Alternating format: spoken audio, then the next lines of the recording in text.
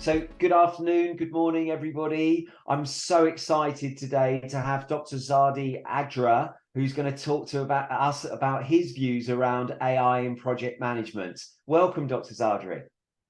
Thank you, Lloyd. I'm very happy to be speaking with you today. Excellent, thank you. So, would you mind giving us a quick background about your good self? Well, actually, I studied computer and communication engineering over 30 years ago. Then I worked in the technology for around 10 years back then, old technology. Then I moved slowly into from technology to developing processes and people, because technology has never been the problem. It has always been the process and the people and the change.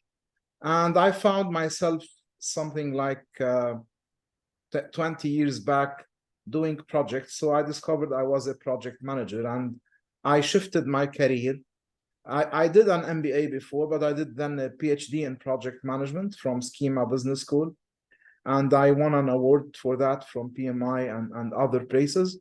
And I dive deep into the world of project management, especially large projects, PMOs, establishing them, organizational development around project management and the agribusiness and the energy, oil and gas, capital infrastructure, construction, of course, along with some IT and telco projects as well, a lot of government work. And right now I have my group, which is Advisors Group. We have some subsidiaries in more than one country in the Middle East and North Africa and Turkey, and lots of partners, international partners. And we operate in the world of delivering services, capacity building, and networking. And last year I had the opportunity to win the PMO Global Award Influencer of the Year. So that's it. Fantastic. What an introduction. I'm so looking forward to seeing what your views are. I think you might have given a little bit away in your introduction there, but let's see. My first question is what use cases would you see for AI in project management? Well, let me give you an introduction to the topic before I start answering this and other questions. I practiced AI some 30 years back. The concepts are not new. The forward inferencing, the backward inferencing, the working on heuristics, on networks, on decision trees, and whatnot. The technology, or let me say the concepts, have been there, but their implementations were limited because the technology was very young. As the technology enhanced, the accessibility to information, the most important thing is that before that, if you want to manage some sort of AI on a certain project, you'd have to have the data within your database, and this is very much limited. But now, when you can get that big data from everywhere, through the web, through channels, through networks, through databases, through so many different channels, now the mechanisms that utilize AI and in what is called now not only decision trees but forests and other technologies, and what is known to be as deep learning, where some based on let's say statistical algorithms, things can be learned by that system, hence producing a new type of knowledge by organizing the knowledge that already exists, which has more access to. Now, because of that, we are now hearing about AI a lot more than before. And AI is now more serious and has more serious applications and impact on us. Nevertheless, I have something which I fear. Many of the people speaking about AI, even though they are thought leaders, some of them, they speak of it as if it is like the Terminator AI. The AI that is aware of its existence, as they say, which is not the case. Well, AI is software. And getting access to information, processing this information will give us aid and support, but it will never replace us. It replaces mechanical knowledge processes the same way the motor replaced the mechanical turning of a wheel. So if you have a process and you automate the process, it goes through the automation. If something happens with respect to the governance policy you set in the system, the automated one, against the rules you have, the system will stop. Now, AI has the capability to learn and maybe enhance the decision-making over that automated process, so that if it is faced with a new criteria, okay, it might propose or suggest an alternate way of action instead of stopping. This is the AI that I see, which is something real, but still infant. ChatGPT is a great example for that. But AI is not a person. AI is not a decision maker. AI is not a project manager, not a program manager, not a portfolio manager, and of course, not a sponsor, not an executive. So to me, I do understand what AI is in terms of the technical term, and I don't claim to be an expert in AI. Now, I am an expert in PMOs and project management because I've been doing that practically and knowledge and research for the past 20 years in so many different countries, and we have results and impacts. So I can claim I'm a project management scientist. I cannot claim I'm an AI scientist nor an AI expert. I merely can be a user. So the first thing I would like to share is to be humble when we speak about AI. Okay, let's not address the topic as if we are experts in AI when we are experts in our knowledge area. This is the introduction I wanted to start from, which could be different from other colleagues that are highly regarded by me and by others, and they are my friends. So yes, AI is there. Yes, it is beneficial. It's not an entity that has a character that can replace a human being. Let us agree on these basic things, then we can do a good discussion. That was such a vast ranging answer, and it was fantastic actually, and you know, obviously your point about being humble, you obviously understand the underlying technology. I'm just going to pick on one thing you said about your expertise in PMO, and just go back to my question in terms of how do you think the PMO will be impacted by AI type technologies? Okay, now when we say PMO, we're talking about different things. PMO means different things for different organizations. It depends on the role. When we work in PMO, we have something called the 10 structures of organizational excellence, which is a chart that shows 10 different roles or types of PMOs. Could be very strategic, could be very tactical, could be departmental, could be corporate, and so on. So when the role is different, the whole structure and functions and services offered by the PMO are different. So when we say PMO, I don't just say PMO. PMO to do what? Yeah. Okay, at what level?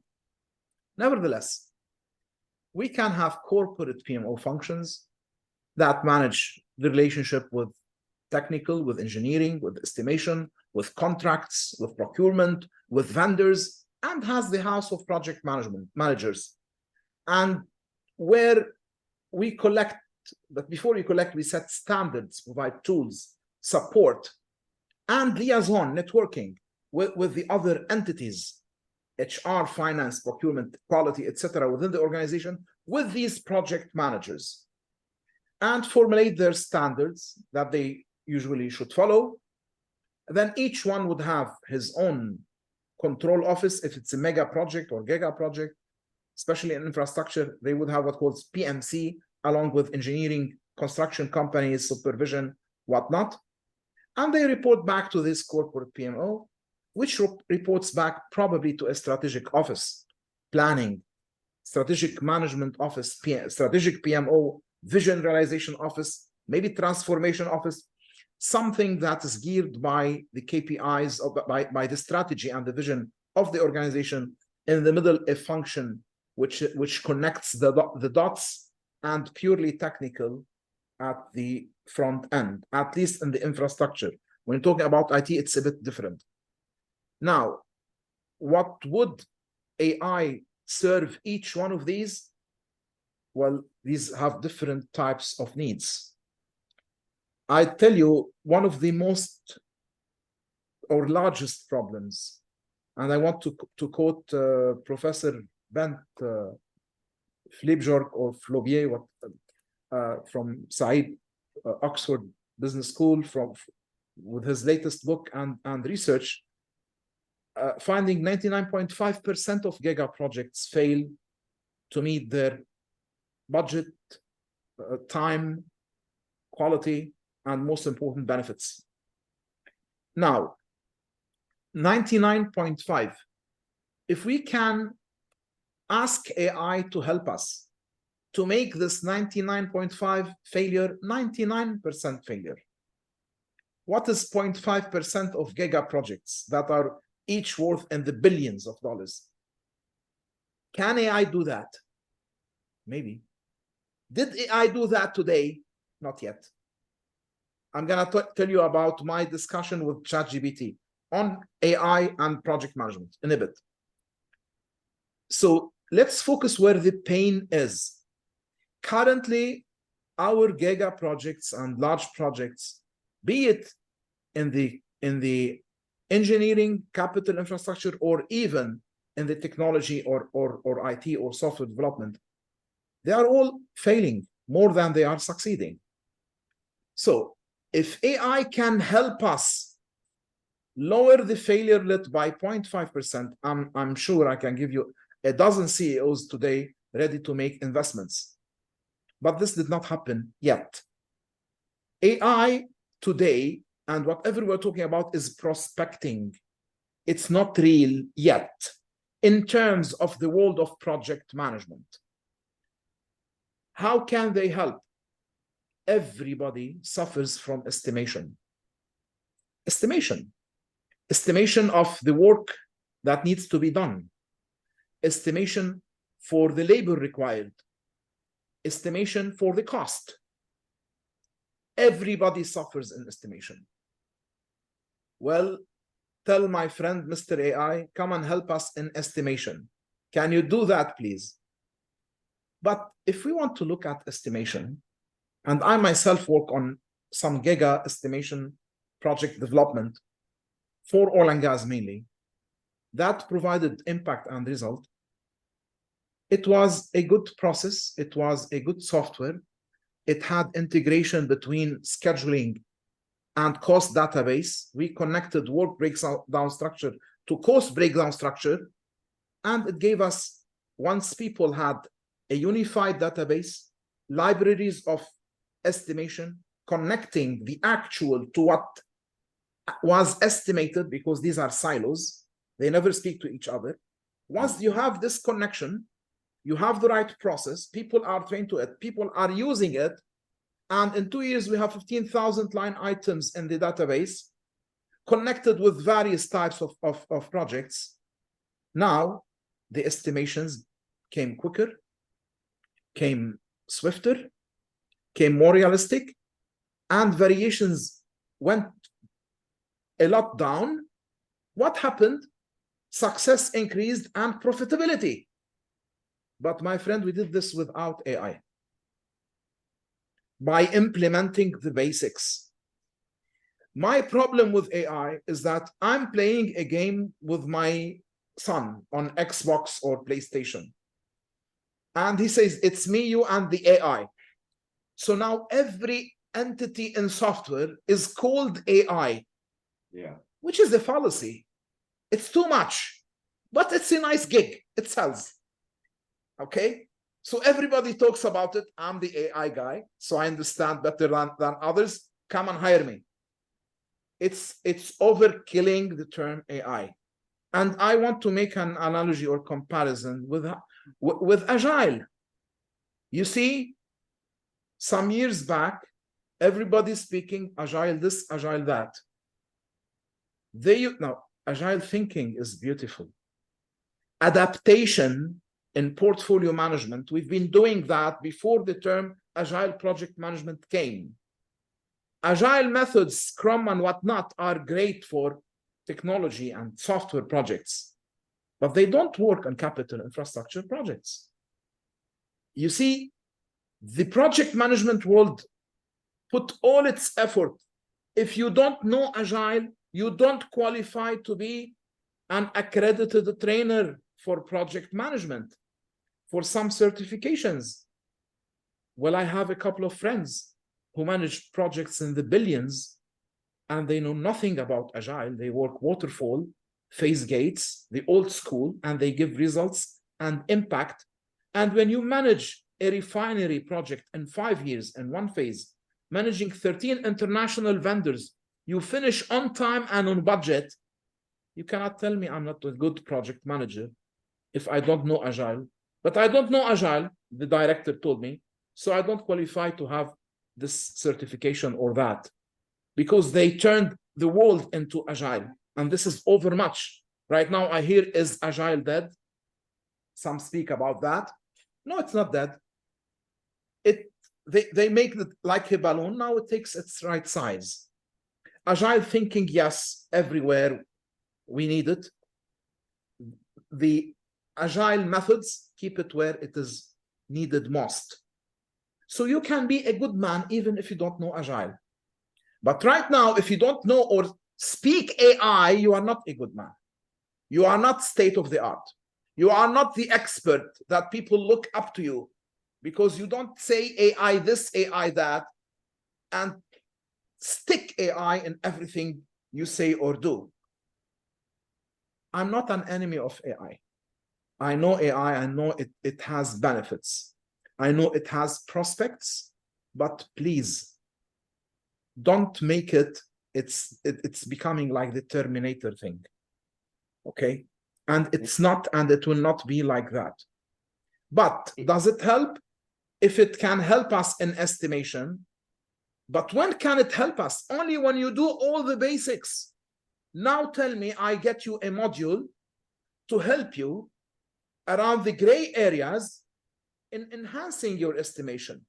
But if it will not help you if you don't have a database for you for your own estimates, if you don't have a process to compare your actual to your estimated data. So are you with me, or are we stopped?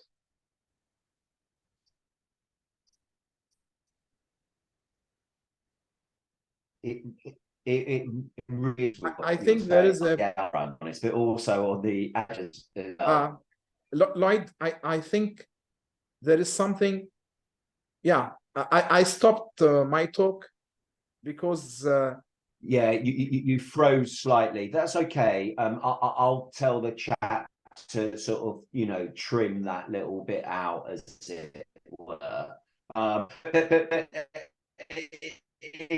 if I go back to what you were saying, I mean, it chimes with me that everybody seems to be talking about AI, and the message of getting the basics in right and building on that is something that really I see every day, as it were. That if you haven't got your basic estimation in, how can you sort of overlay greater technology on top?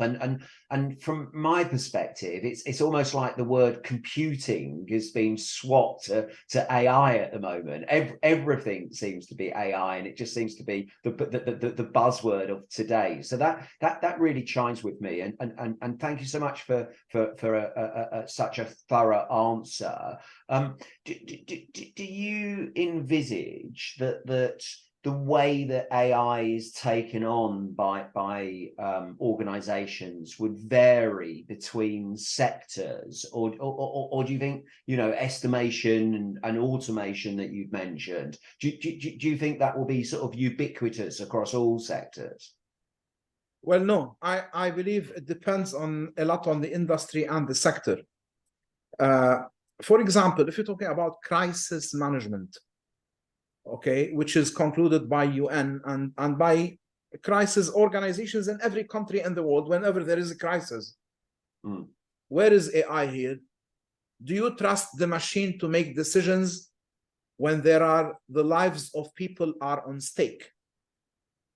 Okay, this is important. Another aspect to look at, when you go strategically, and in strategy, you need portfolio to translate strategy into investments, whether they are projects, programs, and their underlying or accompanied operations that we need to transform. Everybody speaks about optimizing the selection of the investment. But how are these investments selected in the first place? If you look at international funds and large holding organizations that invest a lot, how much of the process of investment is automated? Most of the process, if you utilize the business case, use the British standard, which you can download for free from the Treasury, okay? Accredited by APMG if you want to get accredited on the business case with the 5 components. How many organizations use this template? Or by all means, any other simpler template? How many of them have a process which is unified to assess the investments in the first place? And how much does politics and the higher voice on the table mandates what investments are going on? So my friend, AI, we have 10 minutes to finish. So if we don't finish. That's good. Okay. So AI, it's actually competing with the people, with the way people are doing things, for it to be able to produce some value. So if the people around the table who award and select projects are unaware about these technologies, how in the world will they be utilized? This is one. 2, AI can be an excellent decision support system utility, more than just a tool. But regarding, you have the process, you have the basics, you have the right collection of data, you have the right data, you have cleansed your data, even in big data. And we work with lots of organizations on big data. Big data is meant to be in the la la land that you get any type of data and from it you can make decisions. And they found, no, you still have to do cleansing for data. This is why the term data engineer became very, very important, because without the engineer, garbage in is still garbage out, and AI is not able to help. So it seems AI cannot work in a lot of dirt. She has to have, or it has to have, some clean data, maybe with some ambiguities here and there, and the algorithms can start to operate properly to provide something. So even in strategy, in estimation, you have to have a process. In strategy, in portfolio, you also have to have a process. And in both, you have to have the knowledge, the competency, or at least being convinced that this is something worthwhile. Let at least be curious, Mr. CEO, to invest in getting somebody to help you answer a couple of questions and see whether or not AI can be beneficial for your bottom line, your ROI, your revenue and profit. And this is what they look usually at.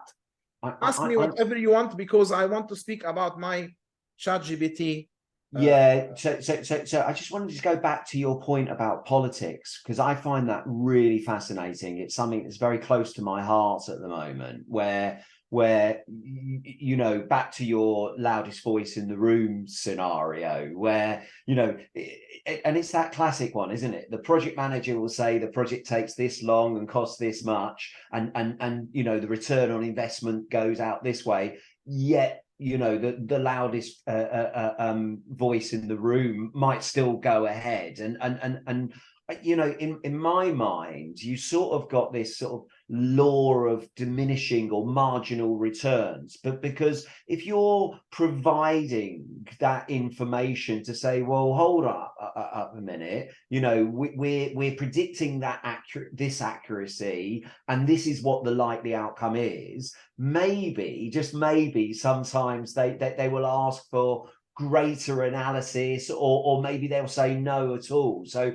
but I honestly think it will take time to bed into process as well. So I think that is certainly my experience. But please do tell us about this ChatGPT experience. So I had two discussions with ChatGPT. One about AI itself. I'm not going to go into that, but the other one about PM, project management, and AI. So, of course, the first, and I utilized my 5 whys, okay, to dig deep, to see the bottom line. And the first thing, it gave me back like 20 tools.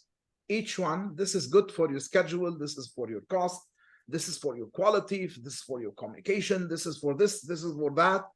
And they are all based on AI algorithms. I said, fascinating. Can you show me one project that utilized these tools? And the bottom line is, I don't have access to any project data that utilize these tools. Okay.